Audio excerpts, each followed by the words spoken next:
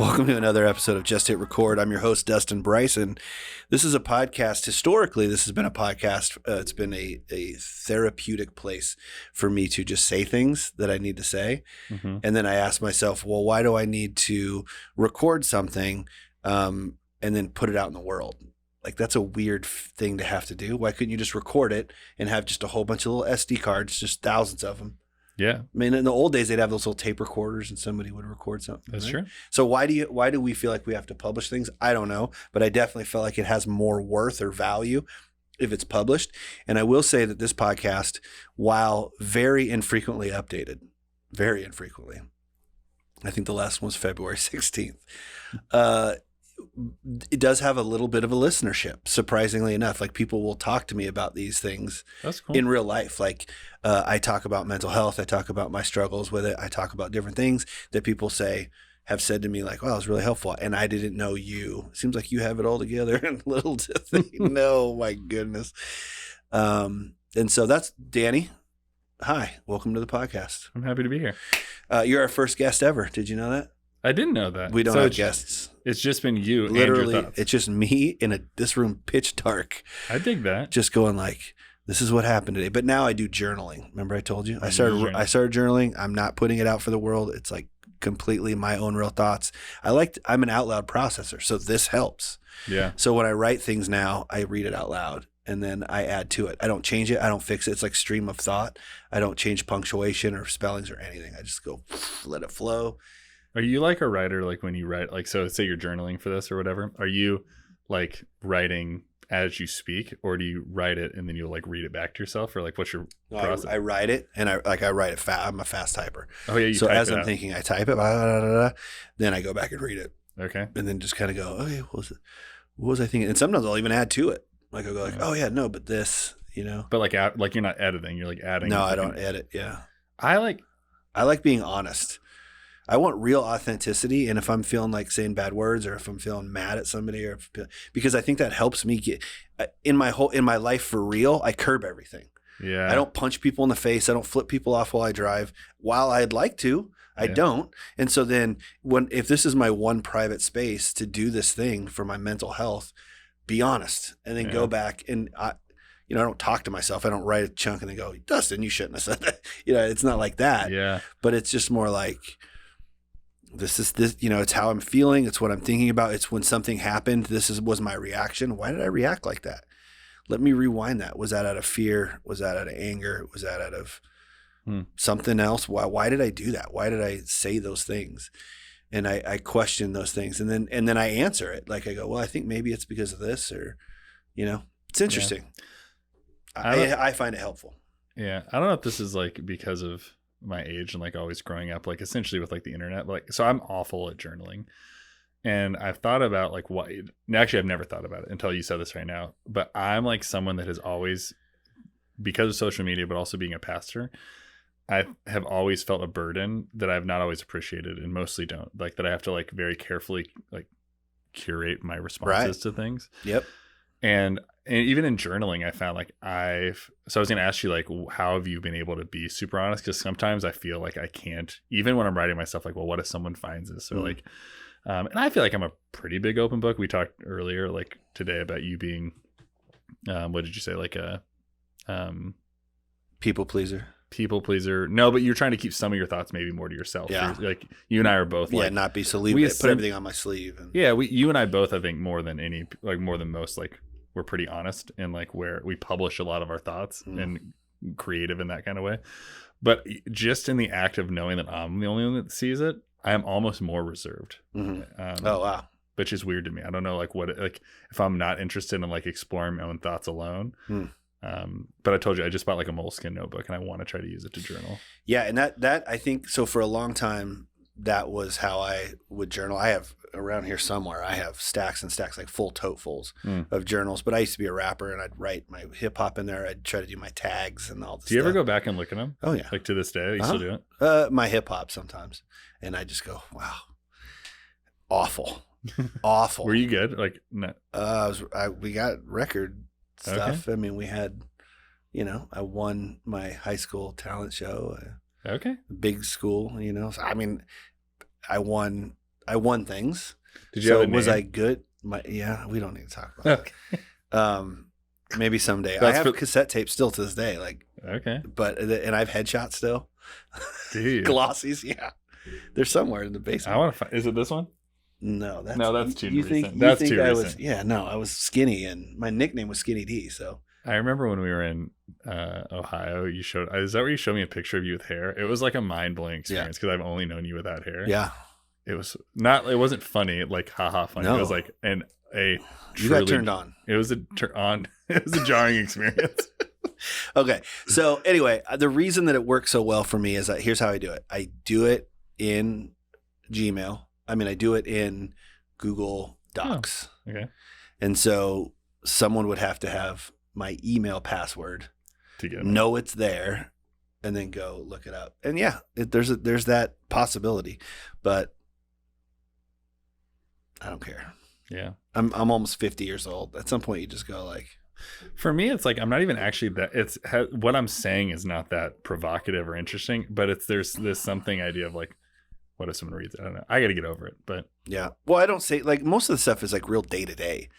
Like, yeah, I said this to Leah, and I was a jerk. Why did I do I think that? about it like the not Talladega Anchorman. Mm-hmm. It's like I wrote in my journal that I said a funny joke, right? Like whatever. I can't remember what the line is from, but like that's my thing. Is I think maybe sometimes too. I feel like my day to day is so mundane. Well, that's if you're publishing it is. But if you're using the journaling to actually help yourself understand yourself, it serves a different purpose. You're not writing a book. You're not writing a blog post. Yeah. You're writing down stuff that happened in your day. I'm trying to figure out a whole bunch of stuff all the time. Yeah. Relationally, maybe I need feng to do shui. Like we're at the video game store. We're trying to figure out some feng shui stuff. And I have a bunch of opinions. I've written down a bunch of I drew the maps on a piece of paper like this, how I do it. And like spiritual feng shui, are we talking here? Or like... No, physical feng shui, but also spirit, everything. Yeah. You can just write, here's the beauty, just write whatever you want. That's not what this podcast is about today. And this podcast is going to be way too long for my listeners because they have very short attention spans. Yeah. Is this not what we're talking about? Did I tangent you? You tangented me. Oh, I'm so sorry. Yeah. You white rabbited me. No, what we're talking about today is this idea of pursuing peace. Oh. Okay. And I've been thinking a lot about this. So let's just think about this. Pursuing ... Like we pursue money. That's why we have jobs. We pursue happiness. We pursue relationships.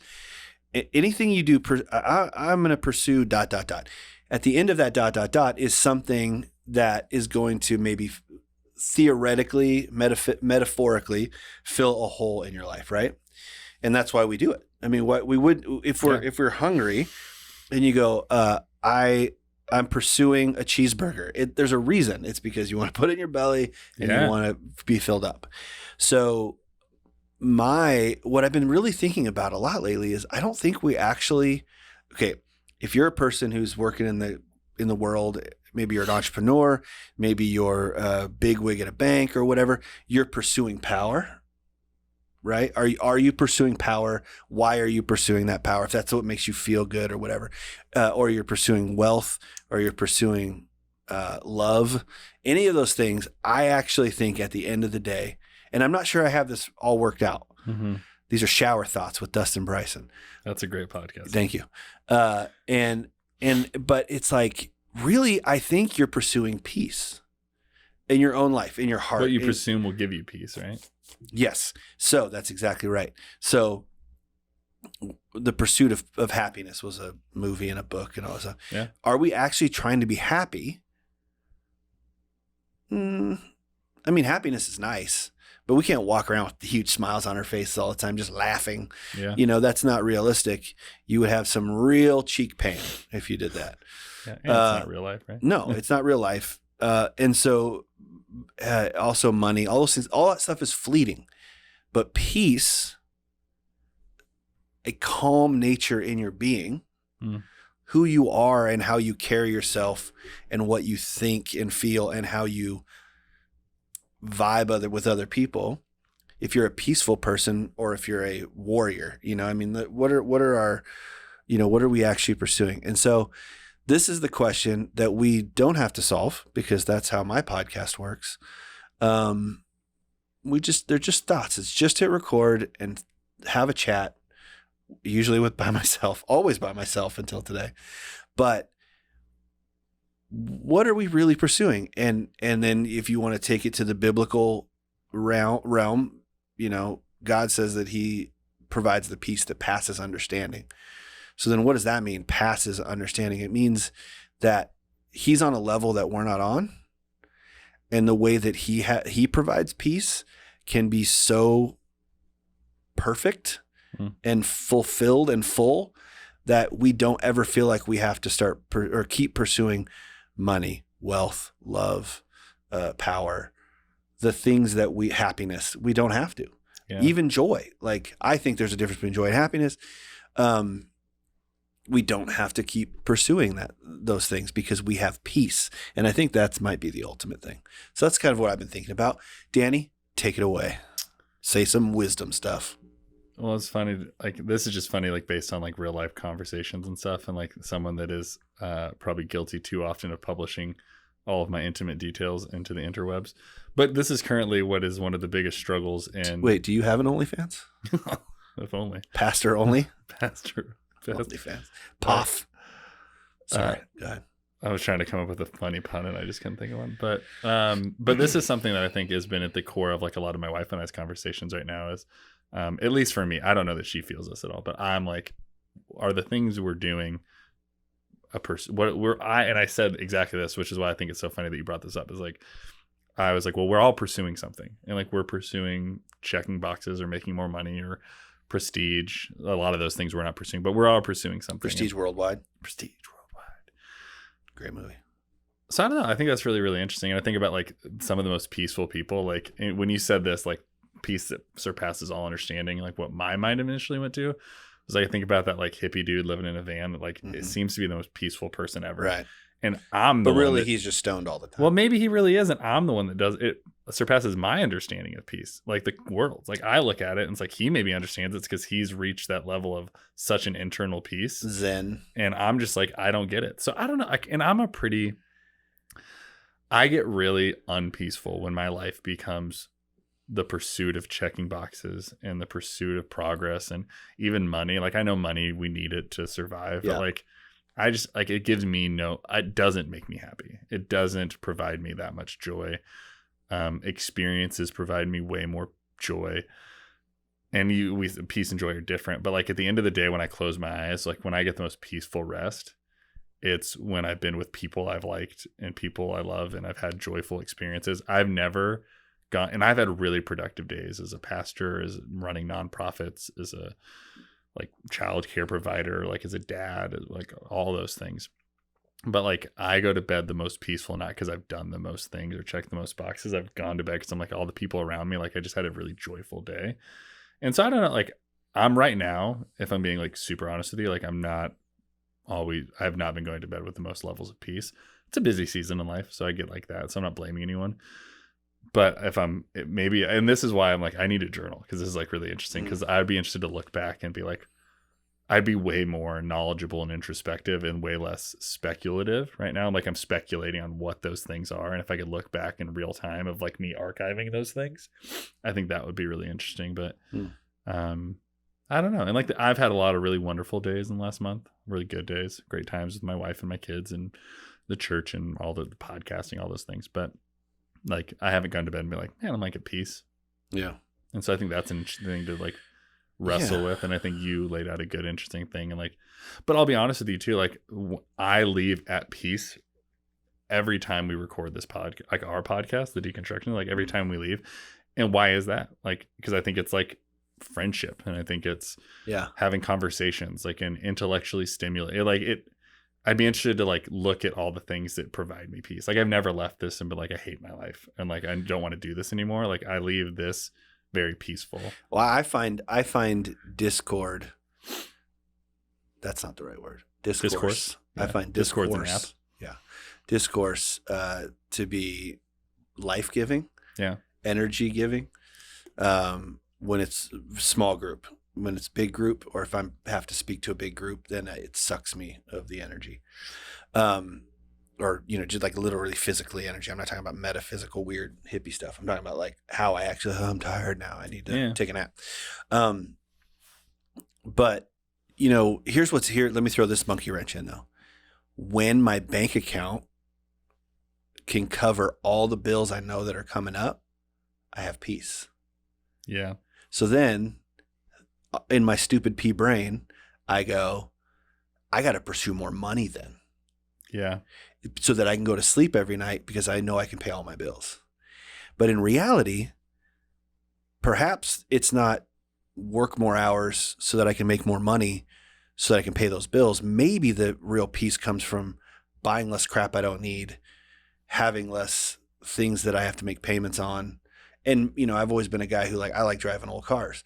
Maybe you give that up so that you can drive a new cars that actually starts every time and doesn't have to go to the shop all the time and cost you money that then you have to work more hours.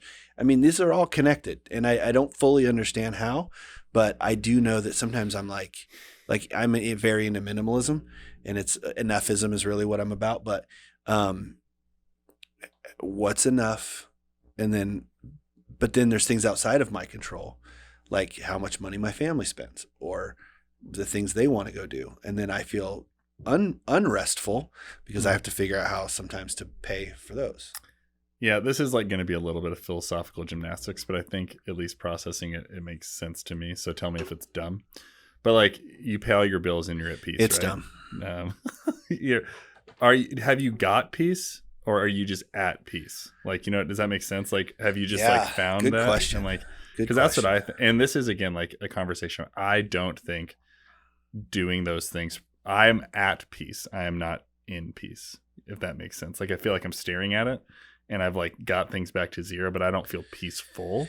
Yeah. But I don't feel anxiety about, am I going to be able to make ends meet? And I've lived that life very frequently of am I going to be able to make ends meet and all that. So I feel a level of being at peace, and maybe this is just my own crap and I don't know, but I don't know that I feel that I am in peace at that point. Gotcha. Let me ask you this question. What do you think what does peace mean to you? And paint me a scenario. If my life was like this, this is what at peace, at or in peace, just at peace with all things around me, all beings around me, all things are at peace. Yeah. What would that look like for you? So pretty much everything I do in my life, I do because I love it. Right. And now? Yeah. Okay. I don't do a lot. I mean, there are things I don't like that I do, but I think about being a pastor and starting the well, love it. Wouldn't trade it for the world. Hanging out with you doing this podcast, love it. Wouldn't trade it for the world. Kids, wife, family, house, wouldn't trade it for the world. But there's something about the expectations of others or myself maybe that I put on myself that removes my ability to see the joy of those things for what they are. And that when I look at it, it's just I can't find anything because I'm thinking what is the next thing to do? What is this person going to think about this? Even now, we're sitting here and I caught myself probably 5-6 minutes ago, trying to turn my watch to be do I have to go pick up the kids? Right. Trying, I'm always aware of the next thing. And so and this is probably impossible, but I think removing the expectations of any other human being stuff, of just I wish and this is so laissez-faire and just what's the utopian version of life. But I think the expectations of the checklist of the day and the things that have to get done. But my kids have to go to school because they have to go to college. So they have to get jobs. They don't have to go to college. Right. But that's what we've told ourselves. Yeah. And so I think that's for me, I have not found a way to break from those things. And I just I think if I could find a way to get out, I would live off the grid tomorrow. Yeah. I was looking at houses in Halifax yesterday. Yeah. And I was give me a plot of land in Halifax in Canada and Nova Scotia. Yeah. Let me fish. I hate fishing. I think I'd like it if I had nothing else to do. Well, that's an interesting point, but I think what you're bringing up right now is this idea that there's no expectations on your time and energy and effort in Halifax. When you would, like, you'd have to, if you had to fish to get your food, Yeah, right. Yeah. or you'd starve, you got to go do it. Like, that sounds harder to me than going to the That's fish and probably chips true, place. right? But yeah, no, but I hear what you're saying. Like, Yeah. and I don't want to cut you off, but mine is very similar. It's Hawaii, right on the beach, Yeah. where waves break at, pre-dawn break. And then, in the evening I can surf. I have literally 2 hammocks. Yeah. And I just sit there all day and read, listen to podcasts, whatever I want to do. And then there's a little hut right there. And that's where I serve coffee. And I actually, when I serve coffee, I sit down and have coffee with the guests. Yeah. And we just talk and chill. Super chill. Yeah. And even better, I don't even make them coffee. We have an employee who makes us both coffee. Yeah. Well, I think, like, why do I like this stuff? And it's like, I like relationship. And I think what you would like about that is, like, you sit down and you talk with someone, you hang out with them. And, like, I think you and I are both relational people. And I think to your, like, so I think if I'm not, like, in real relationship with people and it feels really, like, box checky or just surface level or whatever, and expectations on top of all of that, like, that's, I think, at the core of it. Like, if we're trying to get to, like, the real, like, what I would find in my journal looking back at it is like, I want a day filled with meaningful experiences and relationships and conversations, and not with, like, did I get my sermon written today? Right. And did I find volunteers for kids ministry? And did I plan 5 more episodes for the Deconstruction? Like, I want to do all of the things that are products of that. Right. But I want the meaning and the joy and the stuff that comes out of it. So at the end, I've laid my head down and I didn't say, like, did I do more? It's like, did I love everything I did today? And I think that's an interesting thing that I don't always go to bed like, did I love everything?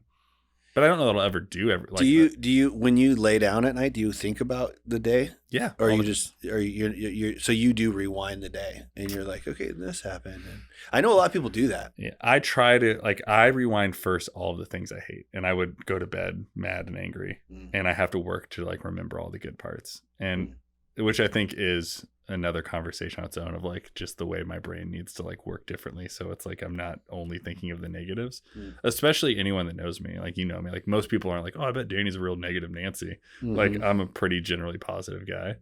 Yeah. And I can tell immediately if you're not in a great mood, or if you're, well, even today, like, I mean, we've been here for a while, and, like, I personally feel like I've been, like, a lot more low key than usual, just because, like, I feel like more burdened than usual. Like, I feel like I probably brought in, like, generally normal energy to the stuff we've done today, but I feel like, I think you and my energy is way different than you and Emily's energy too. Maybe. When I'm with Emily, I'm always trying to make her laugh and just say shocking, stupid things. Yeah. But when I'm with you, I feel like we could be deeper. And I'm not saying that's on her. That's probably on me. Yeah. You know? I mean, I get that. Like, when I'm around the two of you, I feel inadequately not funny. And you always trying inadequately not funny. The thing about you, Danny, is that, like, and this is true, and I think Em would agree with me. If you don't know, Emily is on their podcast, the Deconstruction Zone. I'm not in it. I'm the producer. And Danny is, this is going to be very meta and confusing, but this is actually an episode of the Deconstruction Zone. It is. And you can go watch it on their channel, or you can listen on ours. Anyway. Or if listening on the Deconstruction Zone, go check out your podcast. True. Yeah. It's called Just Hit Record. Yeah. And it's terrible. It is funny. I didn't think of how, like, the meta, like, even what you're saying, that's funny. Right. But continue what you're saying. But like, you hit bangers. Like, I think you think a lot more about something funny. Like, you're, I'm gonna say something right here, but missed it. Right here, ran out of time. But when you do get it, yeah, they're homers. They're home runs. I'm just bunting. I'm bunting every 28 to 45 seconds. You're hitting for average. Yeah, under average at best. I'm hitting 200. Is that under average? I don't know about baseball. I think, yes. Are we talking about Bunt Cake right now? Nothing Bunt Cake. Shout out to them. Okay. Are they a sponsor? They are. I wish. Getting text over here, people. So if you're watching, tough luck. Tough luck. What do you, when you, like, think about your journaling, right? You do that? I want to go back to journaling. Yes, I journal. When you think about, like, do you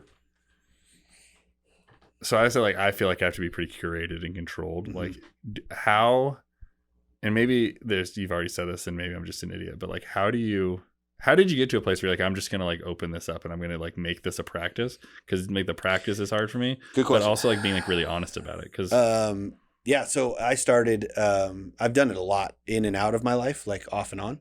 And I've had those feelings of, I don't want anybody to find this. I promise. I've written some things down that are embarrassing for sure. Yeah.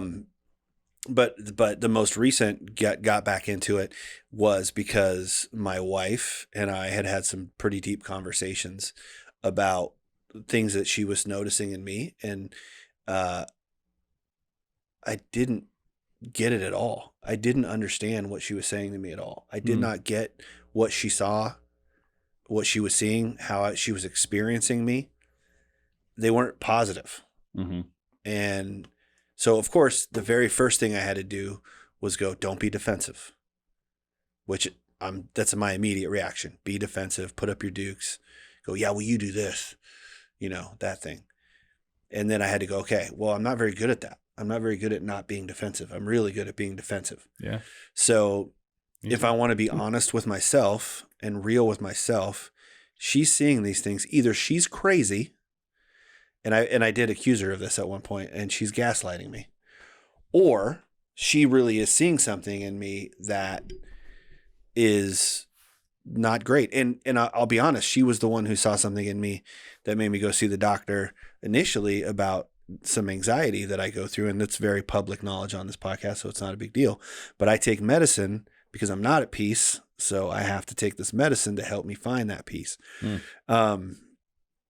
And it works better than it doesn't work, but it doesn't find me peace. It just makes me not anxious. So she was saying some things, and then we got into some deeper conversations about other relationships that we have, friendships, whatever.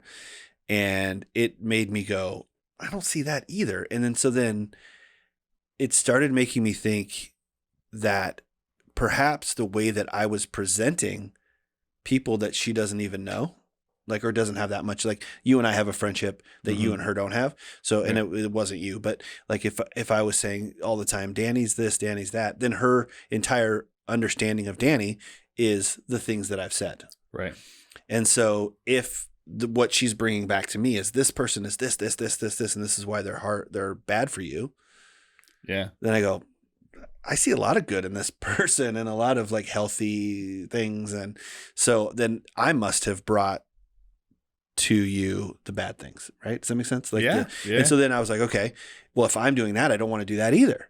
Yeah. So like, that's not cool. So then how do I figure this out? And so that's when I started writing it all down. And it's almost like I'm writing a letter.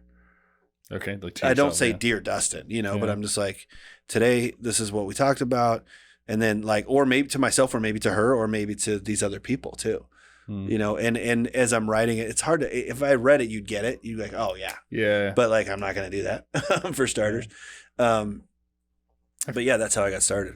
Yeah. I feel like for me, that's the big, like, it's not a lack of desire necessarily, because I'm always interested in it, and like that's why I got this journal. But it's when I attempt to put pen to paper, I feel stupid, right? Yeah. And I'm like, where do I start? Like, Dear Diary. Yeah, it just 100%.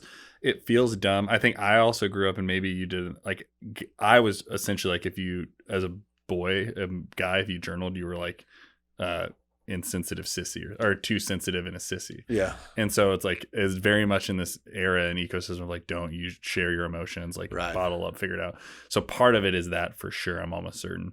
But then I've tried it at several times in my life, like at low points. Like I remember being like 15, I probably like went through a breakup or something, and I was like feeling my feelings.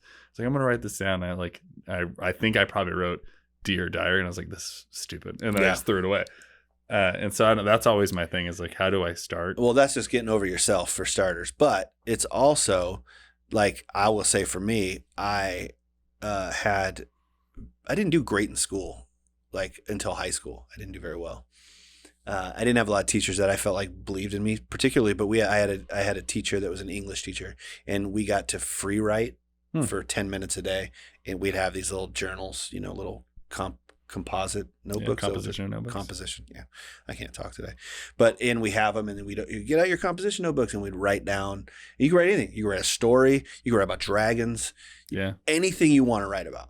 And she, at the end of the year, would collect them. She'd read some of the things. And she had come to me and said, you're really imaginative and creative. You're a good writer.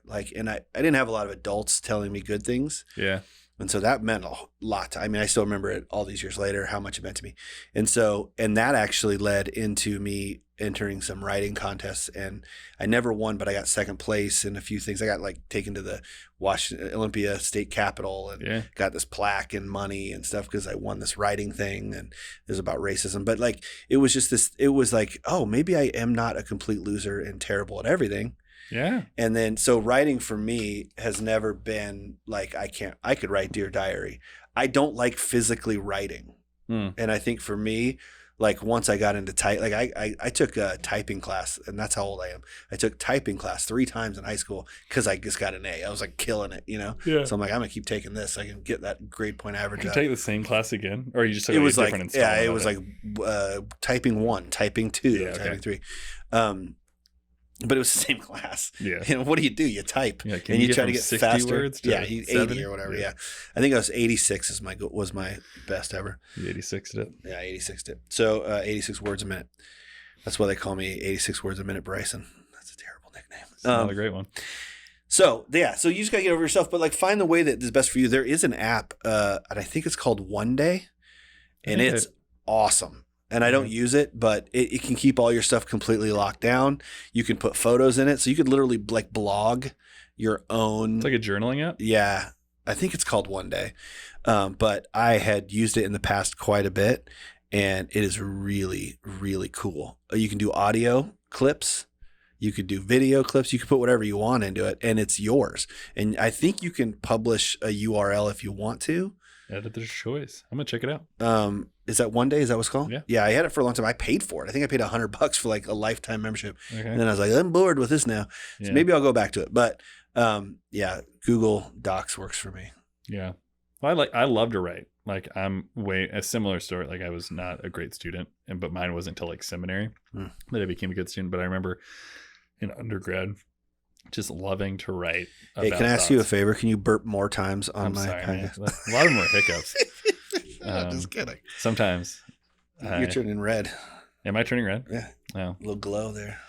I actually thought I've been less red the more we record.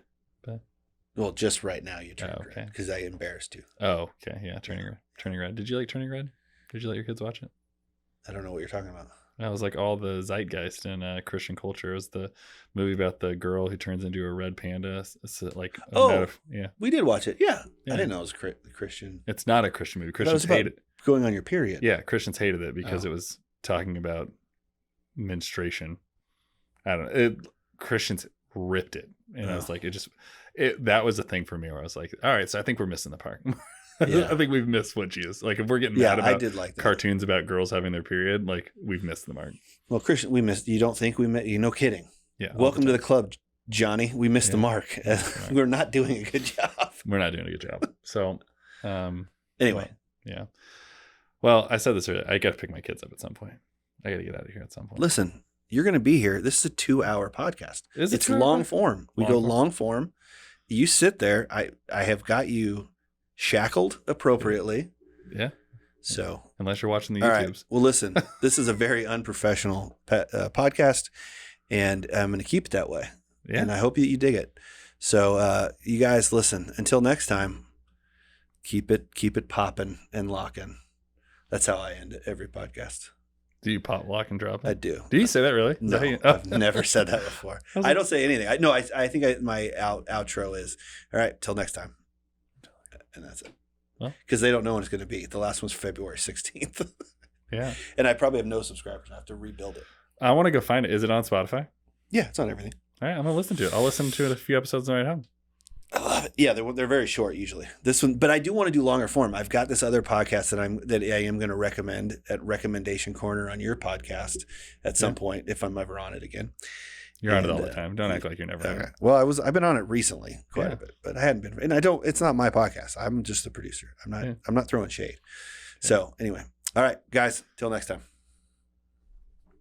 Good job. No, wrong podcast.